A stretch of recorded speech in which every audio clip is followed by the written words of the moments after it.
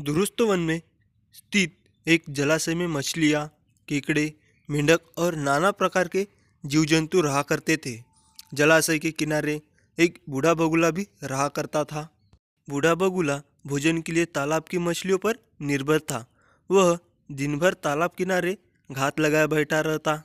जैसे ही कोई मछली नजर आती, उसे लपक कर पकड़ लेता और अपने पेट की ज्वाला शांत कर लेता। लेकिन धीरे धीरे उसकी आंखें कमजोर होने लगी और मछलियां पकड़ना उसके लिए दुष्कार हो गया। अब वह दिन रात एक टांग पर खड़ा होकर सोचता रहता कि ऐसे हालात में कैसे भोजन की व्यवस्था की जाए। एक दिन उसे एक युक्ति सूझी। युक्तिनुसार वह तालाब के किनारे गया और एक टांग पर खड़ा होकर जोर जोर से विलाप करने लगा। उसे इस तरह विलाप करता देख तालाब में रहने वाला एक केकड़ा आश्चर्यचकित हो उसके पास आया और पूछने लगा, बगुला मामा, क्या बात है? इस तरह आंसू क्यों बहा रहे हो? क्या आज कोई मछली हाथ नहीं लगी? बगुला बोला, बेटा, कैसी बात कर रहे हो? अब मैंने वैराग्य का जीवन अपना लिया है और मछलियों तथा अन्य जीवों का शिकार छोड़ दिया है। वैसे भी इस जलाशय के समीप कर रहते मुझे वर्षों हो गए हैं। यहाँ रहने वाले जलचरों के प्रति मन में प्रेम और अपनत्व का भाव जाग चुका है। इसलिए मैं इनके प्राण नहीं कह सकता। तो इस तरह विलाप करने का क्या कारण मामा? कीकड़े ने उत्सुकता से पूछा। मैं तो इस तालाब में रहने वाले अपने भाई बंधुओं के लिए विलाप कर रहा हूँ। आज ही एक जाने माने ज्योतिषी को मैंने ये भविष्यवाणी करते सुना कि इस क्षेत्र में 12 वर्षों के लिए अकाल पड़ेगा। यहाँ स्थित समस्त जलाशय सूख जाएंगे और उनमें रहने वाले जीव जंतु भूख प्यास से मर जाएंगे। आसपास के सभी छोटे जलाशय के जीव जंतु बड़ी बड़ी झीलों की ओर प्रस्थान कर रहे हैं, किंतु इस जलाशय के जीव जंतु निश्चित बैठे हैं। इस जलाशय का जल स्तर अत्यंत कम है। सूखा पड़ने पर ये अतिशीघ्र सूख जाएगा। यहाँ के रहवासी सभी जलचर मारे जाएंगे। यही सोचकर मेरे आंसू थम नहीं रहे। बगुले की बात सुनकर केकड़ा तुरंत तालाब में रहने वाली मछलियों और अन्य जलचरों के पास गया और उन्हें बगुले की अकाल संबंधी बात बता दी। ये सुनना था कि सभी जलचर बगुले के पास आ पहुँचे और उससे इस समस्या से निकलने का उपाय पूछने लगे। दृष्ट बगुला तो इसी अवसर की ताक में था। वह बोला, बंधुओं, चिंता की कोई बात नहीं है। यहाँ से कुछ ही दूरी पर जल से लबालब एक बड़ी झील अवस्थित है। वहाँ का जल अगले 50 वर्षों तक नहीं सूखेगा। मैं तुम्हें अपनी पीठ पर लाद कर उस झील में छोड़ाऊंगा। इस तरह तुम सबकी जान बच जाएगी।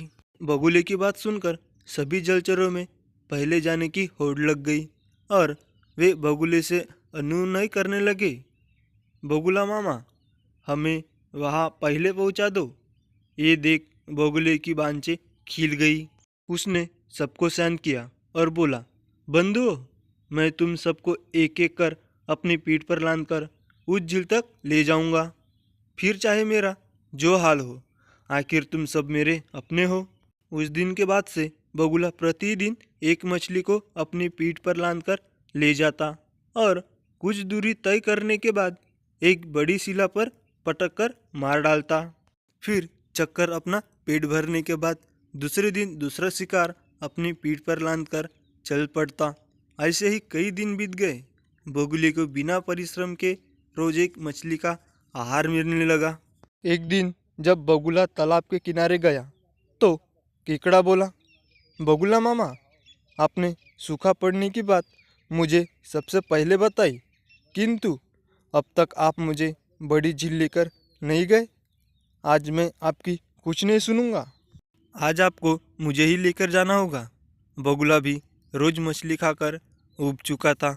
उसने सोचा कि क्यों ना आज केकड़े को ही अपना आहार बनाया जाए और वह केकड़े को अपनी गर्दन पर बैठाकर उड़ने लगा।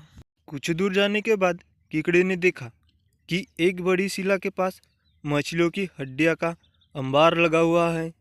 उसे संदेह हुआ कि हो न हो, ये सब बगुले का ही किया धरा है।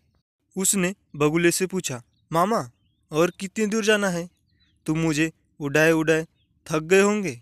शिला तक पहुंचने के बाद बगुले ने सोचा कि अब वास्तविकता बताने में कोई हर्ज नहीं है। उसने केकड़े को सारी बात बता दी और बोला, केकड़े, ईश्वर का स्मरण कर ले, तेरा अंत समय आ चुका है। अब मैं तुझे भी इन मछलियों की तरह ही इस शिला पर पटक कर मार दूंगा और अपना आहार बनाऊंगा। ये सुनना था कि कीकड़े ने अपने नुकीले दांत बगुले की गर्दन पर गड़ा दिए।